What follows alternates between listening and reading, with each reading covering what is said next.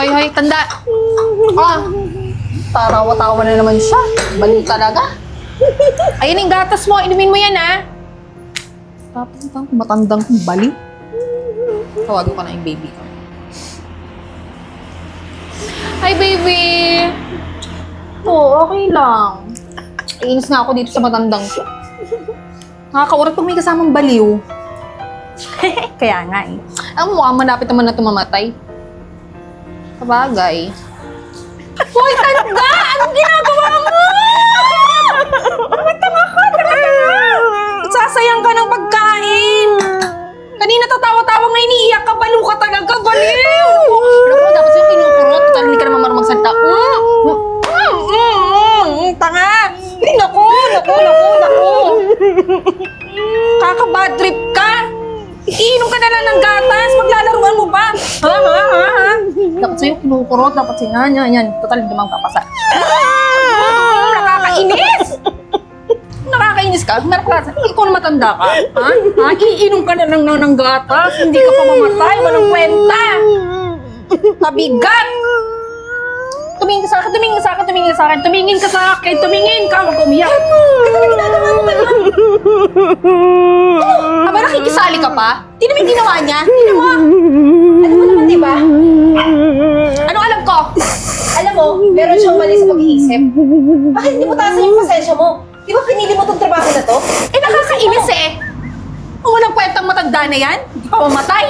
Naiinis ka? Bakit hindi ka mag-resign? Bakit nagtitiis ka sa kanya? Dahil sa pera? Malamang, ba't ako magre-resign? Eh, laki ng kinikita ko dito. Kung gusto mo ikaw mag-resign, pakalamera ka. Ba't ka nakikisali? Ba't mo siya pinagtatanggol, ha? Bakit? Alaga ko siya. At mas nauna ako dito kesa sa'yo. Yun na nga, katulong ka lang. Bobo ka, kaya nga katulong ka lang eh. Eh ako, caregiver, may natapos ako. Eh, ikaw. Bobo ka, paras kay Bobo. May natapos ka nga. Pero ano, nagamit mo yung pinag-aralan mo? Wala akong pakialam. Ikaw, bobo ka. Saan ka ba nanggaling? Saan ka ba niya napulot, ha? Okay lang kung bobo ko. Pero may puso naman. Di ka tulad mo. Ba-proud ka pang bobo ka? Talagang pinaglalanda kang pang bobo ka. Sa bagay, kaya ka nga naging katulong eh. Kasi wala kang utak. Bagay talaga kay ni Gina. Isang walang kwentang baliw at isang bobo. Kaya ka nagiging katulong eh. Di mo ginagamit yung utak mo. Puso-puso kapag nalalaman. Kaya wala kang pera. Mahirap. Alam mo itong pinagsasabihan mo ng ganyan? Hindi naman to ganito dati eh. Siyempre, matanda na siya. Kaya sana, respetuhin mo siya kahit ganito siya. At yung anak niya, siya nagpapasahod sa'yo. Kaya ayusin mo yung trabaho mo. Eden, hindi uso sa akin yung respeto. Ang uso sa akin, pera. Eh, wala naman ang alam yan eh. Alam niya ba na sinasaktan mo siya? Eh, kung di ka naman dumating, di naman yan mag-iiyak. Tinuro nga, oh. Ginagawa. Wala nga alam yan. Ano wala? Kitang-kita ko. Porkit tinapon niya yung gatas, mamaltratuhin mo? Bakit di mo punasan? Hoy, hindi ko siya minamaltrato. Binibigyan ko lang siya ng lecture para hindi na siya mag-aksaya ng pagkain. Alam mo, Kat, sumusobra ka na eh. Pasalamat ka sa akin, hindi kita sinusumbong sa amo natin. Hindi magsumbong ka. Tingin mo paniniwalaan ka? Eh, bobo ka, katulong ka. Wala ka namang pinag-aralan. Tingin mo paniniwalaan sa atin? Ikaw na bobo, ako may pinag-aralan. Tsaka hello, graduate ako sa magandang university. Eh, ikaw, baka hindi ka nga nag-college, pati elementary. Alam mo ka nito, kasumbong-sumbong ka pa. Alam mo, ikaw, Kapatawa mo dyan. o tingnan mo, kahit hindi kayo na ano, pinapatulan mo. So, nagiging ikaw yung mukhang baliw. Umalis ka dito. Sama kayong baliw, bobo. Ma'am, sinaktan ka po ba ni Kat? Huwag po kayong maglala. Darating din yung panahon na malalaman ni Ma'am yung ginagawa sa inyo. Tara na po. Ako, iinis ako sa'yo. Wala pa si... Ano, iiyak ka na naman? Iiyak ka na naman? Peste ka? Oh, Hi! Musta? Alam niyo po, may sasabihin po ako sa inyo. Yung nangyari tungkol kanina. Kasi po, kanina, nung pinainom ko siya ng gatas niya, pinaglaruan niya po. Tapos si Eden po, yung katulong niyo, sinaktan siya. Ginanon-ganon pa po, oh. Tapos sinabunutan siya, kaya nga inaayos ko yung buhok niya eh. Kasi sinabunutan po siya. Alam mo yung katulong niyo na yun talaga. Alam, unang kita ko pa lang, salbahe talaga yun eh. Imagine, sinasaktan si madam. Ganun ba? Wala na nga sa katinuan eh, sasaktan pa eh. Pagalitan niyo yun, tsaka tanggal ko ako sa inyo, tatanggalin ko na yung katulong niya na yun. Okay. Tapos alam niyo po ba, ito pa ang malala. Nagsa-cellphone na siya, wala siyang ginagawa. Tsaka pagod na pagod na nga po ako. Ako naglinis dito, kung tutusin, hindi ko naman talaga trabaho yun, di ba? Pero ako po lahat gumawa nun kasi nga naawa po ko sa inyo para hindi, di ba? Kasi parang pamilya ko na rin po kayo. Tsaka, ito pa po talagang pinakamasakit, hindi ko po talaga matanggap. Ilait niyo po yung pagkatao ko, kesyo daw na ganito lang ako. Na parang nagmamataas siya sa akin. Na, di ba, katulong lang naman siya, pero kumalitin niya ako. Grabe talaga yung katulong na yun. Talaga? Ganun ba? Sama ng ugali niya. Ano? Ginagawa niya pa akong masama. Eh, ang gusto ko lang naman talaga tumulong. Tsaka totoo naman talaga yung pinapakita kong kay madam sa inyo na para mapamilya ko kayo. Bakit naman ganyan si Eden? Ano po bang balak niyo gawin sa kanya? Tatanggalin niyo na po ba siya? Siguro mas maganda, tawagin ko si Tawagin niyo po. Sige, tawagin niyo na lang din po para... Eden! Eden! Ma'am, bakit po? May kinikwento sa akin si Kat. Yung ginawa mo kanina kay madam, yung sinaktan-saktan mo siya, tsaka totoo naman hindi ka naglilinis, ba't ngayon may hawak ka ng walis? Plastic ka, kunwari ka pa. Ma'am, hindi po yung totoo na sinaktan ko yung nanay mo. Sa totoo niyan, siya po yung nanakit. Nakita ko lang po kaya inawat ko. At saka yung sinasabi niyang, bakit ngayon lang ako naglilinis? Nagpapakitang tao ako? Hindi po yung totoo. Ako po yung gumagawa ng gawaing bahay dito kasi alam ko yung tungkulin ko dito. Ito nga po siya yung nagsi-cellphone lang eh. Uy, wag kang sinungaling. Sinungaling ka talaga. Hindi mo po kayo maniwala dyan. Totoo naman eh, pagod na po. Sakit nga po ng katawan ko. Kasi nga, di ako gumagawa ng trabaho mo. Sinungaling ka. Alam mo kung nagsasalita lang si madam, sabihin niya yung totoo. Sinungaling ka. Ikaw tinitake advantage mo yung... Hindi... Walang katinuan si mami. Sinungaling ka talaga, no? Nagawa mo siyang basahan. Sinasaktan mo siya. Hindi po totoo yun. Maniwala ka Oy, sa oy, akin. oy. Ilang taon na ako nagsiservisyo dito bago pa to dumating. Kat, ano yung totoo? Yun nga po yung totoo. Alam niyo po ba kung bakit ganyan yan? Siguro may balak ka, no? Baka feeling mo, papamanahan ka din, kaya nagbabait-baitan ka. Naku, huwag mo nga binabaliktad yung totoo. Kung sinungaling ka, katulong ka na nga lang, ganyan ka pa. Ayaw pa magsabi ng totoo. Ano na lang matino sa'yo? Kung Sino nagsisinungaling ka pa. sinungaling sa atin, ha? Ikaw, malamang. Ikaw tong sinungaling, ang dami mong sinabi. Teka lang ha. Teka lang. Hindi nyo ba alam na may mga CCTV ako dito sa bahay? May CCTV po. Hindi nyo makita, no?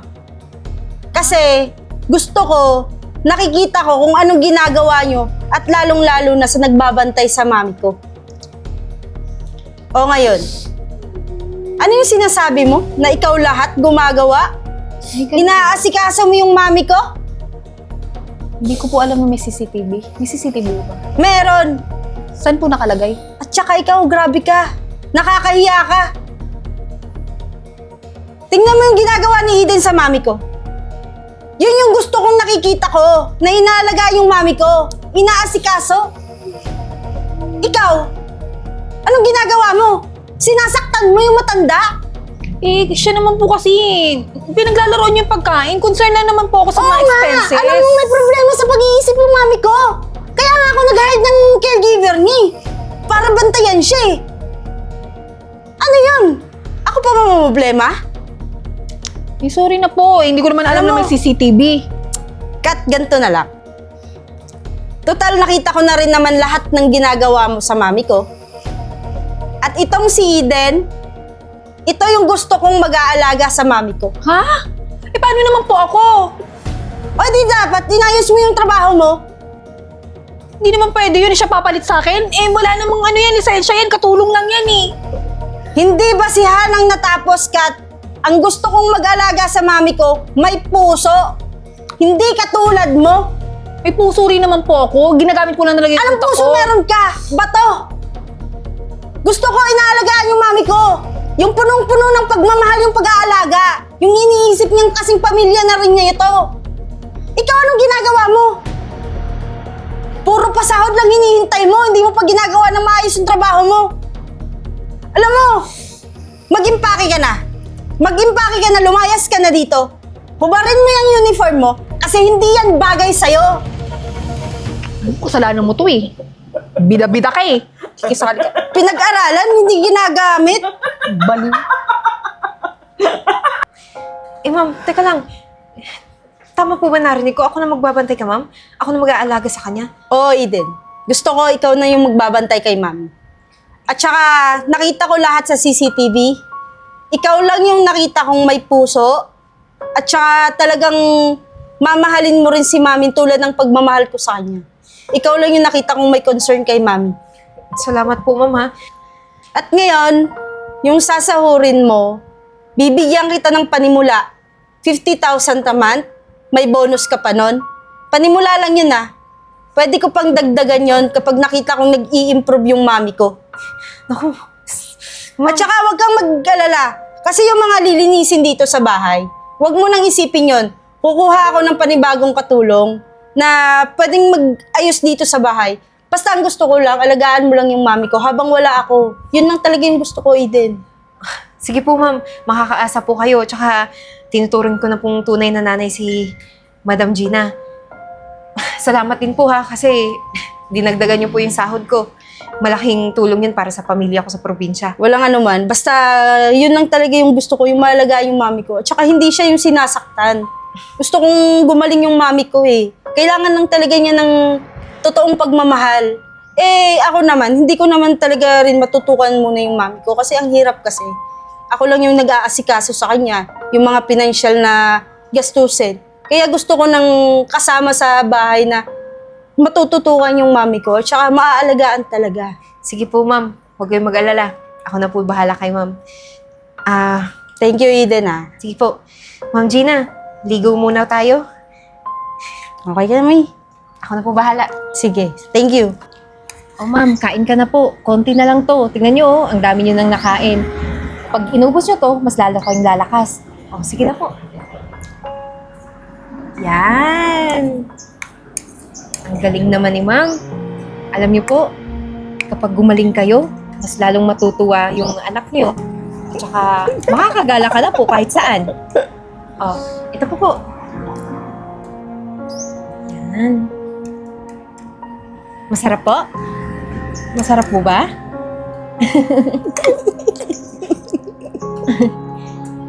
Ito po. Konti na lang.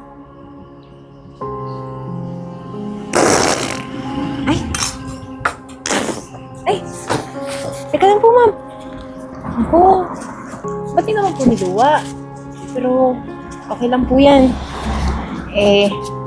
Naiintindihan ko naman po yung kalagayan nyo. Tsaka, huwag po kayong mag-alala. Naniniwala po ako, nagagaling kayo. Balang araw. Ay, ma'am, umihi kayo? Sige po, tapusin nyo na lang yung pag-ihi nyo. Bibihisan ko na lang po kayo ulit. Okay lang po yan. Kukuha muna po ako ng tubig, ha?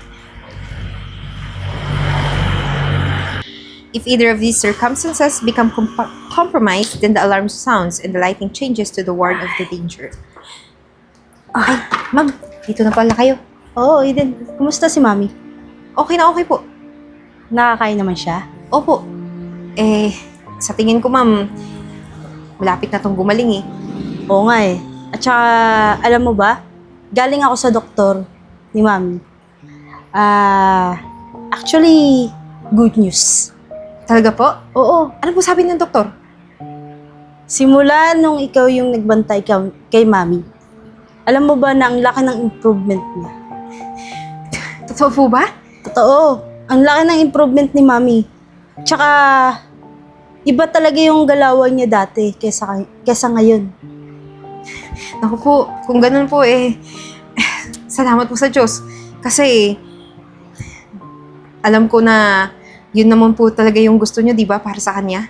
Tsaka natutuwa ako sa ginawa mo. Kasi talagang pinaramdam mo sa kanya na may nagmamahal sa kanya. Kahit na busy yung anak niya, naaasikaso mo. Alam mo yun? Ako po, ma'am, para po kay Madam Gina, gagawin ko naman po Hindi porket trabaho to, gagawin ko lang. Alam ko naman po na kailangan niya din po ng kalinga ng isang anak. Tsaka yun yung gusto ko eh. Yung gumaling agad si Mami. Tsaka alam mo ba, sa dami na nagbabantay kay Mami, ikaw lang talaga yung nakapagpagaling sa kanya ng ganyan. Yung talagang tipong nag-improve yung Mami ko. Salamat po Salamat po sa tiwala niyo. Alam mo, deserve mo talagang magkaroon ng bonus. Tsaka hindi lang yon. Di ba pinangako ko sa'yo na dadagdagan ko yung 50,000 mo per month? I-increasean kita. Kasi panimula lang yun. Gagawin nating 80,000 yan. Per month na yan ha. Hanggang gumaling yung Mami ko. Naku ma'am, napakalaki naman po nun. Oo. Hindi ko naman po hinihingi yung ganong kalaking halaga. Deserve mo yan. Kulang pa nga yan eh. At saka, kahit na gumaling na talaga yung Mami ko, ayokong humiwalay ka sa tabi niya. Gusto ko nandiyan ka pa rin. Pero ma'am, ipangako niyo kapag gumaling na rin siya, bigyan niyo na siya ng time para po hindi lang sa akin siya laging nalapit. Oo naman, binibigyan ko ng time yung Mami ko. Talagang ngayon lang talaga gipit na gipit ako. Kasi hindi sa pinansyal. Kasi wala namang ibang mag-aasikaso sa Mami ko, parte dyan.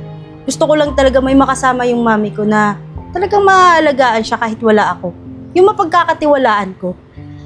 Makakaasa po kayo, ma'am. Sige po, ma'am. Gigisingin ko na po si Ma'am Gina. Nakatulog na pala. Kakabasa ko ng libro sa kanya. Sige. Tulungan na kita? Sige po. Tara. Ma'am Gina? Ma'am, parang nalilibang kayo dyan sa kakatingin sa mga sasakyan, Ito po, gamot niyo.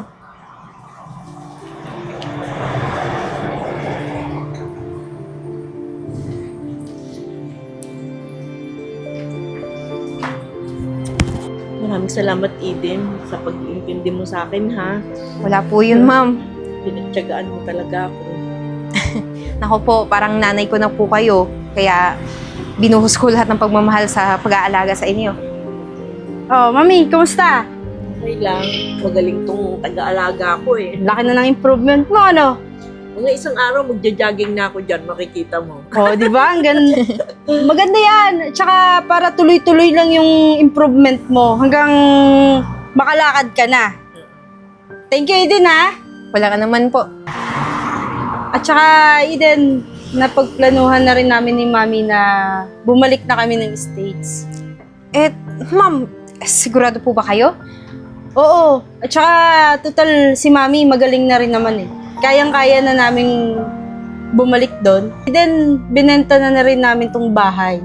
Pati mga properties namin dito. Ganun po ba? Naiintindihan ko po. Tsaka, mamimiss ko po kayo, lalo na si Ma'am Gina. Pero, wala naman akong magagawa kung yan yung desisyon nyo at para sa kakabuti niya. Pero, then, huwag kang mag-alala. May naka-ready kami para sa'yo. May nakahandang cash na ibibigay kami. Mga 5 million para makapag-umpisa ka sa buhay mo. Kasi binenta na tong bahay. Siguro, pwedeng umuwi ka na sa probinsya at doon ka magpatayo ng sariling bahay. Makakapag-umpisa ka na nun. Tayo ka ng negosyo. Ano? Ako, ma'am, sobra-sobra naman po yung 5 million na yan. Napakalaking halaga po niyan Ginawa ko lang naman po yung trabaho ko para kay ma'am. Pero deserve mo yun. Diba, Tsaka, kulang pa nga yun eh. Pero, gusto lang talaga naming makatulong sa'yo kahit na wala na kami dito. Kaya magsimula ka ulit sa buhay. Hoy, kayo lahat? Kasalanan nyo eh. Kaya wala na akong trabaho, hindi ako makapag-apply. Then may record ako sa NBI. Oh, Sa ginawa ko, ba't naman kailangan nyo pang paabutin sa ganon? Kat, pag hindi ko yun ginawa, ano na lang mangyayari sa mga katulad ni Mami na aalagaan mo? Hindi, sobra-sobra naman yon. Wala na akong ma-applyan eh. Hindi na ako tinatanggap eh. Kasalanan mo. Kasalanan nyo lang. Mas lalo ka na. Kasalanan mo. Baliw ka. Kasalanan mo. Bakit pati ako nahihirapan eh. Hindi ako sanay nawa ng pera, nawa ng trabaho. Oh, bakit? Mayroon ka pa naman pwedeng gawing paraan para magkapera ka. At saka yung profession na ganito, caregiver, hindi bagay sa'yo. Wala kang puso, Kat. Yun na nga eh. Natanggal yung lisensya ko. Wala na akong lisensya. O kaya nga, humanap ka na lang ng ibang trabaho na hindi ka mag-aalaga ng mga ganito. Tama si ma'am. Tsaka, sasabihin mo siyang baliw? Hindi siya baliw. Nung nasa kamay mo pa siya, baliw siya para sa'yo. Pero ngayon, hindi na. Alam mo, sasabat-sabat ka pa eh. Kasalanan mo naman, epal ka masyado. Pabida ka. Ako naman dapat yun nandiyan sa'yo ah. Kung hindi ka nagmamagaling, kung hindi ka nagbabait-baitan ka lang naman ah. Eh di sana, kung inayos mo yung trabaho mo, nandito ka pa rin. Hindi ko naman inagaw tong posisyon para sa akin eh. Alam mo, sa laki ng kasalanan mo sa akin, umalis ka na bago kita masampal. Totoo. Kaya, Kat, alam mo, nanggugulo ka lang dito.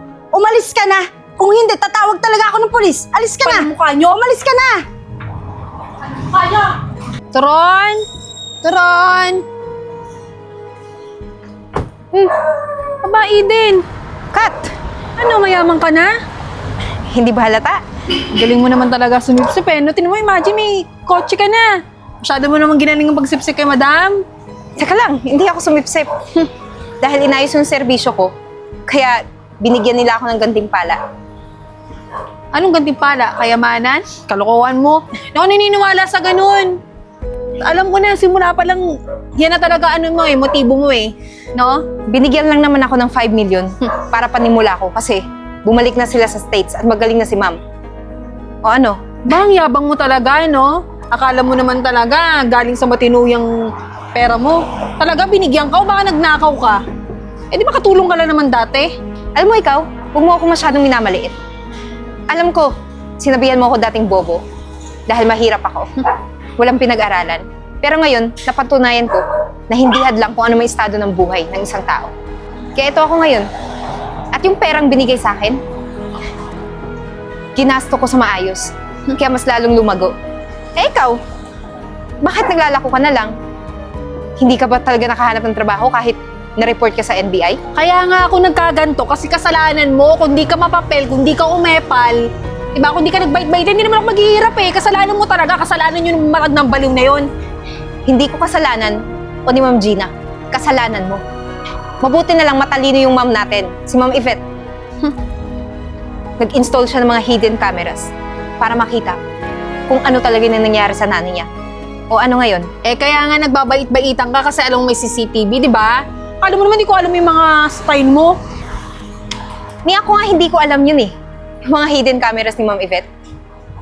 Naging tapat lang talaga ako. Kaya ikaw sana, maging tapat ka din kung makakahanap ka pa ng ibang trabaho. Sana magbago ka na rin. Kasi yung ugali mo, hindi makain ng aso. Akala mo naman talaga, totoong mabait.